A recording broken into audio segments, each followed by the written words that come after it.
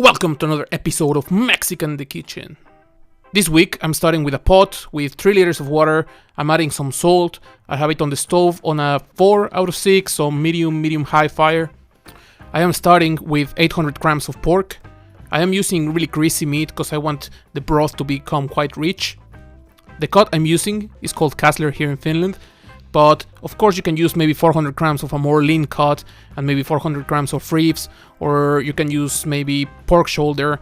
It's up to you, but we want something that will give a lot of flavor. Once I have added the meat, I'm going to start by adding 1 whole onion. I'm just going to chop it in 4. I am also adding 8 garlic cloves.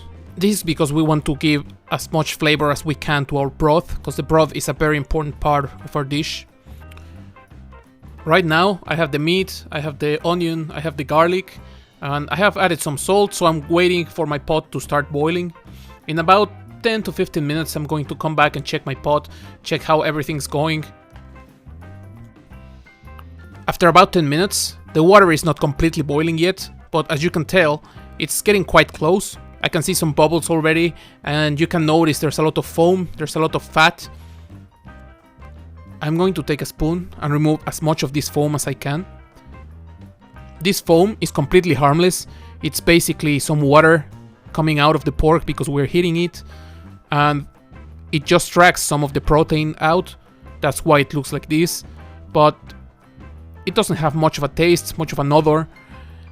When we remove this from our broth, we are just making it a bit more clear and a bit nicer looking.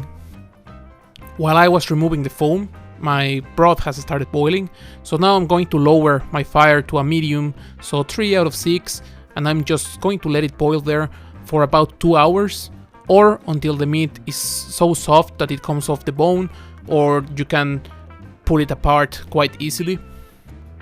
While my broth is still boiling, I'm going to start preparing the sauce I will add to it later. Usually I would use mostly guajillo or guajillo and ancho chilies to create the sauce, and my recipe would be maybe 5 or 6 guajillos or 3 guajillos and 3 ancho peppers. But I realized I only have 1 guajillo chili left, so I am adding 1 guajillo, 1 pasilla chili, and I am going to use a powdered ancho chili. If you have powdered chilies, you can substitute 1 teaspoon of this powder for every chili that your recipe asks for.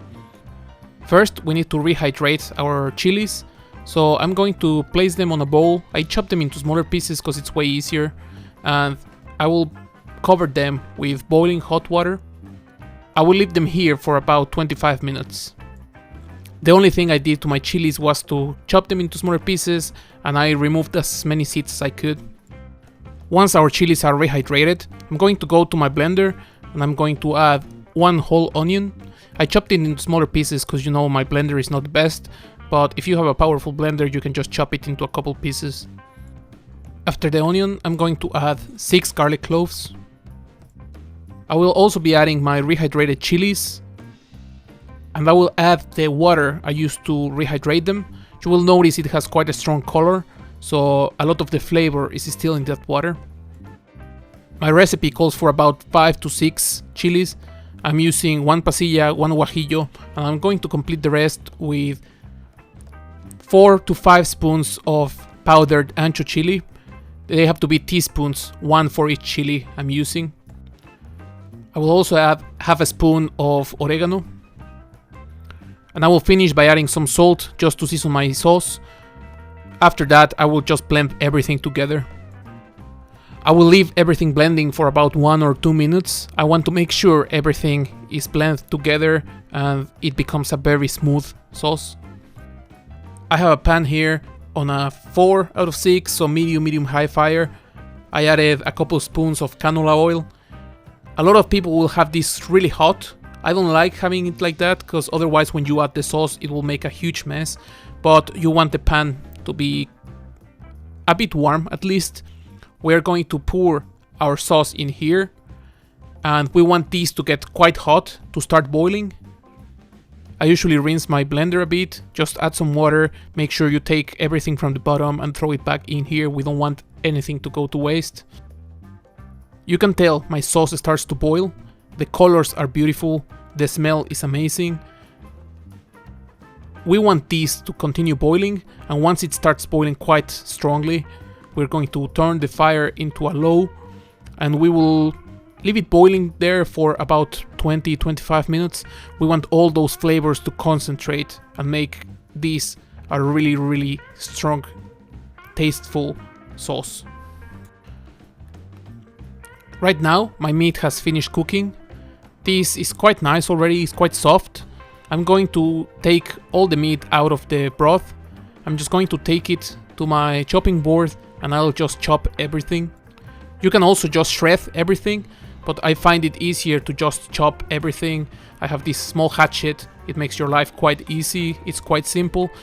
And at the end, all we want is that when you take a spoon of the soup, you will get a bit of the corn, a bit of the meat, a bit of the broth, and have a nice mix.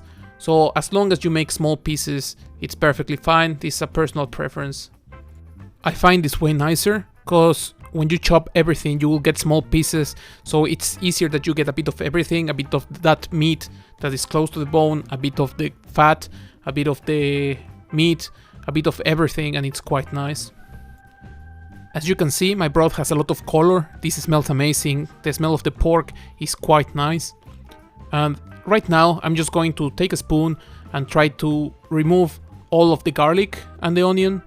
Some people just remove these and leave all the smaller pieces, they don't care about it. But personally, I prefer to have a clear broth. So what I'm going to do, instead of just fishing for everything, is I'm just going to strain the whole thing. I'm just going to throw everything to another pot, make sure I strain it with a mesh, and then I will take my broth and put it back on the stove. As you can see, my broth is quite clear, so we can take it back to the stove now. I'm throwing my broth back into the same pot where I cooked it, and this might look like an overkill, like quite a big pot, but remember, we're still going to add the sauce, the meat, the corn, and we need some space. The broth by itself is quite nice, and if you have seen my other video where I make white pozole, you might know this is already quite nice, and some people might just leave it here, but we made the sauce for a reason, and I'm going to just pour it on my broth. I just went to strain it because we had some garlic, we had some chilies, and the chilies, they don't always blend quite nicely. We'll have some pieces of that. Some people will skip straining the sauce and just throw it into the broth, but I like, as I said, a clear broth, and sometimes if the chilies are not blended nicely, they might become a bit bitter if we leave them in there, so you might have some bitter pieces. So it's nicer just to use a spoon, help yourself. You will end up with a paste that you can throw away, but most of the flavor, most of the liquid will come to our sauce, and it will give it this beautiful bright red color. As you can see, our broth looks really beautiful right now, and at this point we can continue adding our meat, our corn, and these will be ready quite soon. At this point, your broth might have started boiling again. Remember, we have it on a medium fire, and I'm adding the rest of the pork. We want to throw it in there and let it boil for a while, because the broth will give a lot of flavor to the meat. We want everything to just be there for a while and let those flavors mix. I use this canned pozole corn simply because it's the only one I can get here in Finland, and it also makes your life way easier. I have adapted the amounts of meat for this can, which has 650 grams. There might be a couple places that have it. I usually get mine from Las Tunas do Defy. I will leave the link on the description below. To use it is quite simple. Just open the can, rinse it for a while. I use this strainer because it's way easier. And then I will take it straight from the strainer and just throw it into my broth. Right now we have finished our preparation. We just have to let it boil for maybe 15-20 minutes. Just make sure it's ready. This is a good point to maybe taste the broth, taste everything. You can see the meat, the corn, everything looks really good. We just want to soften the corn a little bit more. It is ready, it's already cooked, but this will help the flavors to mix because the corn will give a lot of flavor also. This is a good spot to taste our broth. Make sure the salt is right. You can add some salt, some pepper if it needs some. if for some reason your soup doesn't have much taste and you think the salt and the pepper are not helping, I remember at my parents' place they would fix everything with a bit of chicken stock that will give a bit more flavor, but I would recommend you to taste it and avoid using that unless you think it's missing some flavor. Our soup has been boiling for 15-20 minutes now.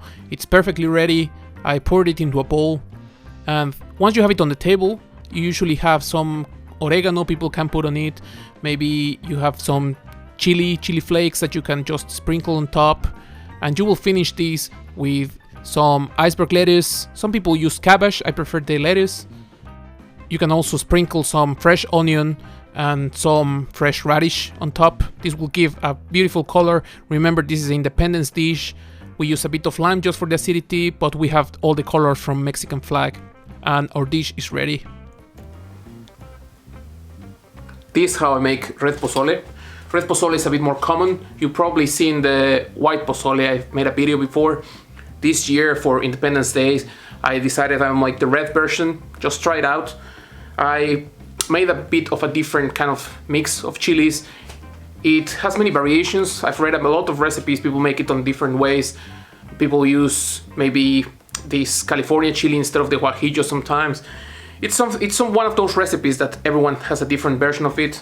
It's really delicious. People have this for Independence Day. All around Mexico, I think this is the most common dish to have. At least in my family, we would always eat it for that day. And it's really nice. You have the chilies making the broth way more rich. You have the pork.